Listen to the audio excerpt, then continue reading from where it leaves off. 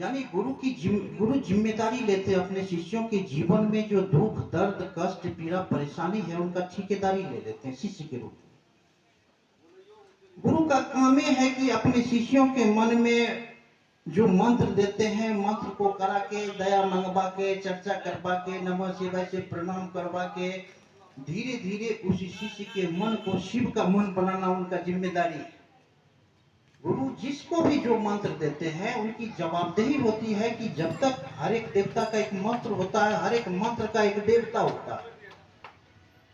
जो गुरु आपको शिव गुरु ने हम लोगों को नमः शिवाय से गुरु को प्रणाम करने का मंत्र दिया है, हम लोग तो जाप ताप को जानबो नहीं करते, अपने गुरु को प्रणाम करते, मन होता है तो नमः शिवाय का सहारा ले लेते हैं। नमः शिवाय का अर्थ हुआ कोई भी मंत्र बिना अर्थ और चैतन्य के परिणाम नहीं देते हैं। नमः शिवाय हम लोग जपते हैं, प्रणाम करते हैं, नमः शिवाय का अर्थ हुआ शिव को प्रणाम। शिव को प्रणाम कर रहे हैं तो भाव होना चाहिए ना, भाव। आज देखिए आज के परिवेश में हम अपने ही घर की बात करते हैं, हमारी पत्नी हमारे पिता को प्रणाम करते हैं, बराबर करते हैं, लेकिन उनके मन में भाव रहता है कि कभी बुढ़वा मरे इसीलिए प्रणाम करती है। भावना देख लीजिए। तो अगर प्रणाम करते हैं तो भाव मन झुकना चाहिए। प्रणाम का मतलब वो मन आपको शिव गुरु के चरणों में झुके। तो यह तीन सूत्र जो है, तो यह साधन जो है एक साधन है शिव गुरु तक पहुंचने का। हरिंद्रानंद जी दीदी नीलमानंद इस कार्यक्रम को 1980 के दशक से शुरू किए। वह संकल्प लिए हुए हैं कि हम संसार के एक एक व्यक्ति को शिव गुरु का चेला बनाएंगे, शिव का शिष्य बनाएंगे। दुनिया सुंदर होगा, समृद्ध होगा, अच्छा अच्छा फूल खिलेगा, हर एक व्यक्ति का जीवन में रंगीनियां आएगी। हमारे आपके जीवन के लिए उन्होंने सोचा कि हमारे घर में वह बाबा है, उनको हम अपना शिष्य भाव देंगे, मने मन कहेंगे कि हे महादेव आप मेरे गुरु हैं, मैं आपका शिष्य हूँ, मुझ पर दया कर दीजिए, तो क्या हो। न अलग से टाइम निकालना है, न कहीं जाने की आवश्यकता है। यह पहला सूत्र है। तीसरा सूत्र है मन हो तो अपने गुरु को 24 घंटा में एक माला प्रणाम कर लीजिए। तो यह हमारे आपके जीवन के लिए है पहला विधा। और तीसरा विधा गुरु से दया मांगना और गुरु को नमः शिवाय से प्रणाम करना, यह दोनों विधा मिलकर आदमी के कर्म फल जो जमा है, इकट्ठा है, अच्छा भी है बुरा भी है, उसका ही संहार करता, खत्म करता है। यह हमारे आपके जीवन के लिए, हमारा आपका जीवन सुंदर होगा तब ना महादेव का काम करेंगे। करेंगे क्या महादेव का काम? कुछ नहीं करना, जो मिलेगा उसको बोलेंगे भैया शिव गुरु है, एक बार चेक करके देख लीजिए, टेस्ट करके देख लीजिए। अरे नहीं परिणाम नहीं बात समझ में आएगी, छोड़ दीजिएगा। क्या लगता है, ना दक्षिणा लगता है, ना कुछ लगता है, ना धोती लगता है, ना कुर्ता लगता है, न ही किसी गुरु परंपरा के तहत इसमें कोनो त्याज वस्तु है कि प्याज लहसुन छोड़ दो, सुरा और सुंदरी को छोड़ दो, हे छोड़ दो, हे छोड़ दो, क्योंकि यह जगत के गुरु है। जगत के एक एक व्यक्ति को यह अधिकार है, चाहे मांस खाने वाला व्यक्ति हो या मुर्गा खाने वाला व्यक्ति हो, सबको समान अधिकार है कि वह जगत के गुरु है। अगर जगत गुरु कह दे, बहुत समुद्र के किनारे जहाँ गेहूं चावल नहीं उपजता है, वहाँ रहने वाले लोग मांस मछली ही खा करके रहते हैं, जीते हैं, अपनी जिंदगी गुजारते हैं। वहाँ के लोगों के मन में अगर ऐसी चाहत जग जाए कि शिव का शिष्य हम भी बनेंगे, हम भी महादेव को अपना गुरु बनाएंगे, अगर वह शिव कह दे कि तुम मांस मछली खाने वाले व्यक्ति हो, हम तुम्हारा गुरु नहीं होंगे, तो क्या वह जगत गुरु कहलाने लायक होंगे? उनको तो तुरंत जगत गुरु के कुर्सी पर उतार दिया जाएगा।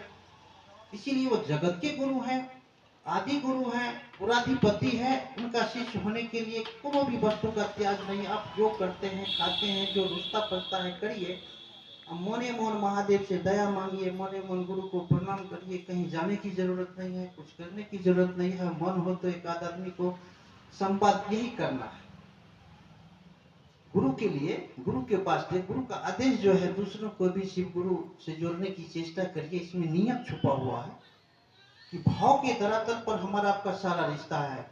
आज भाव के अभाव में एक बिछावन पर पति पत्नी इधर उधर होता है, सुने, वो उधर मुख घुरा हुआ है, वो उधर मुख घुरा हुआ है, एक भाव के अभाव में।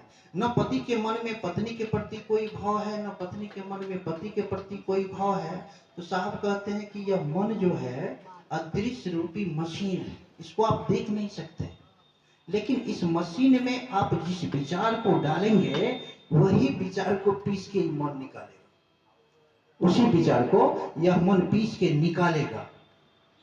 तो मन में तो हम लोग रोटियों बनाते हैं तो कहते हैं पुत खोका के पोता है कर बेटा, हमारे बेटा का मार लगे होकर बेटा सरकार मर जीतिए, तो मन में तो यही सब चिंतन मनन चलते रहता है, सांसारिक वातावरण वगैरह वगैरह चलते रहता है। साहब कहते हैं उस मन में 3 सूत्र को डालिए, दया मांगिए, मने मन कहते रहिए कि हे शिव आप मेरे गुरु हैं, मैं आपका शिष्य हूँ, मुझ पर दया कर दीजिए। गुरु की बात करते रहिए, गुरु को प्रणाम करते रहिए, चलते फिरते उठते बैठते जैसे भी अपना मन में गुरु के प्रति मनन चिंतन करते रहिए। तो यह मन जब शिव के प्रति गुरु के प्रति मनन चिंतन करेगा तो उसमें शिष्य का भाव जगेगा। अगर पति के मन में पत्नी के प्रति मनन चिंतन हो तो पति के मन में पत्नी भाव जगेगा। अगर बाप के मन में बेटा के प्रति मनन चिंतन हो तो बाप के मन में पुत्र भाव जगेगा। भाव जब तक जगेगा नहीं तो संबंध बनेगा नहीं। कहा जाता है कि भावेन लभते देवता भावेन देव दर्शनम, भाव से ही देवी देवता पकड़ में आते हैं, भाव से ही देवी देवता का दर्शन होता है। या भाव से भी एक ऊंचा स्तर पर महादेव गुरु की बात हो रही है कि भाव से पकड़ में नहीं होगा, भाव टूटता है। देखिएगा 20 से 25 वर्ष तक पति पत्नी का रिश्ता है तो भाव भी खटपट होता है। यह भाव भी जब तक मजबूत होगा, प्रगाढ़ होगा, तब तक प्रेम की परिधि है। विचार करना होगा, आपके मन में इस विचार को डालना होगा कि हे शिव आप मेरे गुरु हैं, मैं आपका शिष्य हूँ, मुझ पर दया कर दीजिए। हमारा आपका मन इस विचार का मनन चिंतन करता रहेगा, चिंतन मनन करता रहेगा, मन में भाव बना रहेगा। बनते बनते जब भाव प्रगाढ़ होगा, मजबूत होगा तो एक दिन प्रेम में कन्वर्ट होगा। अब प्रेम होगा तो वह छुपेगा, वो एक्टिव होगा, दिखाई देगा कि हमको आपसे कितना प्रेम है, पिता को पुत्र से कितना प्रेम है, माता को बेटी से कितना प्रेम है, समाज के लोगों से कितना प्रेम है, वो दिखेगा। तो शिव गुरु के बारे में कुछ कहने की जरूरी नहीं है, यहाँ के लोग को भी कुछ कहने की जरूरी नहीं है। पंडितों की, बुजुर्गों की, ज्ञानियों की बस्ती है, बहुत दिन से यहाँ पर शिव गुरु की चर्चा भी हो रही है, सभी लोग इस चीज से जुड़े भी हुए हैं।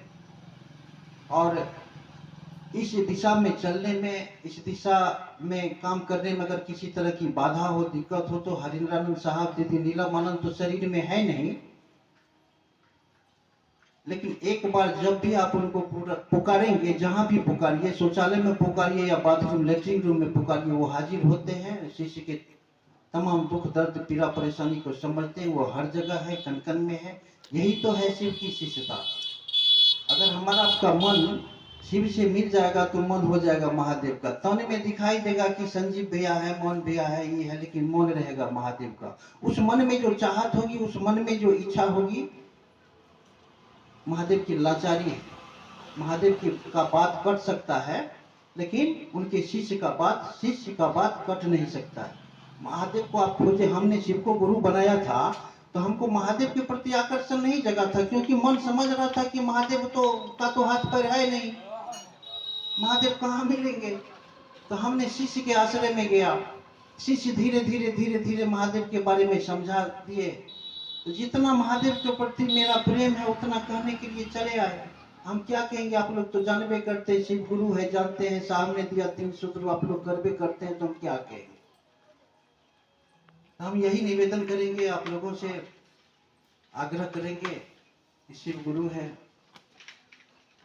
यह लोगों को बताइए, उनका शिष्य बना जा सकता है। उनका शिष्य होने के लिए किसी तरह का वर्जना नहीं है। किसी भी जाति के लोग हैं, धर्म के लोग हैं, लिंग वर्ण वर्ग के लोग हैं, उनको 100% अधिकार है शिव का शिष्य होने का, शिव को अपना गुरु बनाने का।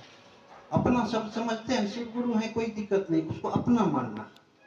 अपना शब्द जो है बड़ा पावरफुल है। जिस क्षण हमारा आपका मन अपना मान ले, अपना, जैसे अपना घर, अपना पुत्र, अपना गाड़ी, अपना नारी, अपना जो शब्द है उसमें बड़ा दर्द है। जिस क्षण हमारा आपका मन शिव को अपना समझेगा, रिजल्ट आना शुरू हो जाए। अपना से 5 आदमी है, आपसे पूछेगा कि आप लोग परिवार में कितने सदस्य हैं, तो क्या कहिएगा, महादेव की छोड़ को जितना है उसमें महादेव को ऐड रखिए। हम लोग 5 आदमी हैं तो महादेव लगा के 6, अकेला नहीं है आप लोग, महादेव आप लोगों के साथ है। एक बार टेस्ट करके देखिए। विशेष चर्चा करने की स्थिति में मन नहीं था, लेकिन बुला लिए तो कुछ लाचारी हो गई है। वो आप लोगों के बदौलत, आप लोगों के साथ मिलजुल कर कुछ न कुछ कटक कटक करके अपने गुरु की बात कर लिए। बात करने का आधार यही है, साहब लिखे हैं, वैसे तो इंसान का चर्चा भारी है, चर्चा भारी है, लेकिन उसका चर्चा का रहस्य क्या है वो मन पर भारी नहीं पड़ रहा है। साहब आओ चले शिव की ओर में लिखे हैं कि दूसरों के साथ शिव गुरु की चर्चा शिष्य भाव जागरण का अनुपम विधा है। हम बोल रहे हैं अपने गुरु की बात, तो हमारे मन में शिष्य भाव का जागरण हो रहा, आप सुन रहे हैं तो आपके मन में भी शिष्य भाव का जागरण हो रहा। यह शिष्य भाव जैसे जगेगा ऑटोमेटिक कनेक्शन हो जाएगा गुरु का। शिष्य भाव जगाएगा, उसको खोजना नहीं, ऑटोमेटिक जुड़ जाएगा। शिष्य गुरु जब भी जुड़ेंगे शिष्य से जुड़ेंगे, डॉक्टर जब भी जुड़ेंगे रोगी से जुड़ेंगे, वकील जब भी जुड़ेंगे मुकिल से जुड़ेंगे, पुत्र जब भी जुड़ेगा बेटा से जुड़ेगा, पत्नी जब भी जुड़ेगा पति से, शिष्य जब भी जुड़ेगा गुरु से जुड़ेगा। तो शिष्य भाव लाना जरूरी है। शिष्य भाव जैसे कन्वर्ट हुआ जगह ऑटोमेटिक गुरु जुड़ जाएंगे, इसमें कुछ करने की जरूरत नहीं। हम निवेदन करेंगे कि 3 सूत्र से जुड़े रहिए। 3 सूत्र सीढ़ी है मंजिल तक जाने का, ऐसा नहीं समझना है कि 3 सूत्र शिव, लेकिन प्रत्येक सूत्र में शिव है। साहब कहते हैं कि अगर तीनों सूत्रों में से किसी भी एक सूत्र में गहराई से प्रवेश किया जाए, नियत सही रहे, नियत सही रहे, तो किसी दूसरे सूत्र की आवश्यकता नहीं है। प्रत्येक सूत्र अपने आप में पर्याप्त है, पूर्ण है। उन्होंने कहा कि जैसे पहला सूत्र में है कि हे शिव आप मेरे गुरु हैं, मैं आपका शिष्य हूं, मुझ पर दया कर दीजिए।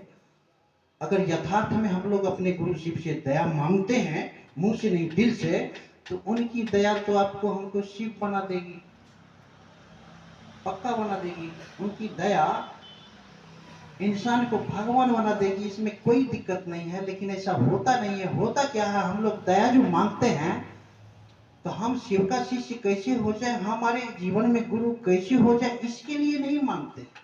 सरकार दया करक भैया हमर बेटा के मन खराब है, सरकार दया करक बढ़िया किचन रूम नहीं है, सरकार एक रति दया करक बढ़िया घर नहीं है, वो सब हो जाएगा, ऑटोमेटिक हो जाएगा। कहने की आवश्यकता नहीं है। महादेव बाप माँ जो पैदा करते हैं, जितना दर्द माँ बाप को है, उससे भी कई करोड़ गुना गुरु के पास है।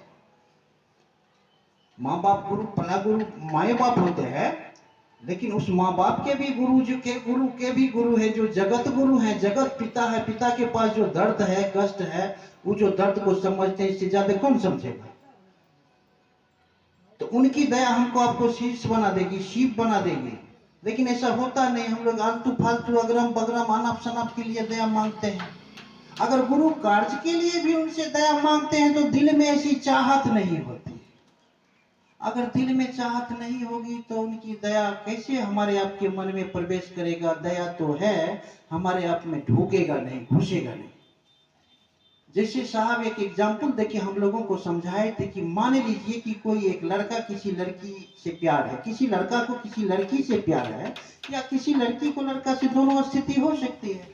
और किसी कारण एक दिन दोनों में विच्छेद हो गया, मतलब आपस में मतांतर हो गया, दोनों अलग अलग रहने लगा। तब जो उनके मन में व्याकुलता एक दूसरे के प्रति जुड़ने के लिए हुई, व्याकुलता बढ़ी, परेशानियां बढ़ी। अगर ऐसी व्याकुलता हमारे आपके मन में अगर शिष्य होने के लिए, शिव गुरु से जुड़ने के लिए हो जाए, तब बल्ले बल्ले है, कोई टेंशन नहीं है, कोई दिक्कत नहीं है। चर्चा करते हैं हम लोग, चर्चा इसलिए करते हैं, जाते हैं लोग पहचानेंगे, जानेंगे, समझेंगे, मन में आए, बढ़िया चर्चा किए हैं, चाय देंगे, नाश्ता देंगे, पानी देंगे, अच्छा अच्छा भोजन मिलेगा, इसीलिए करते हैं। इसीलिए थोड़े जाते हैं कि किसी एक व्यक्ति के मन में अगर शिव गुरु के प्रति थोड़ा सा भी प्यार पैदा होगा, आपके बात करने से किसी व्यक्ति का मन शिव गुरु के तरफ उन्मुख हो जाएगा। आपकी बातों से कोई व्यक्ति शिव गुरु के दिशा में 2 कदम आगे बढ़ जाएगा, तो इसका फायदा क्या होगा हम शब्द में नहीं बता सकते हैं। विशेष आगे मिलेंगे तो बातचीत होगी विस्तार पूर्वक। इन्हीं विचारों के साथ आप तमाम भाई बहनों के चरणों में प्रणाम करते हुए अपने विचार को साहब जी के चरणों में समर्पित करता हूँ।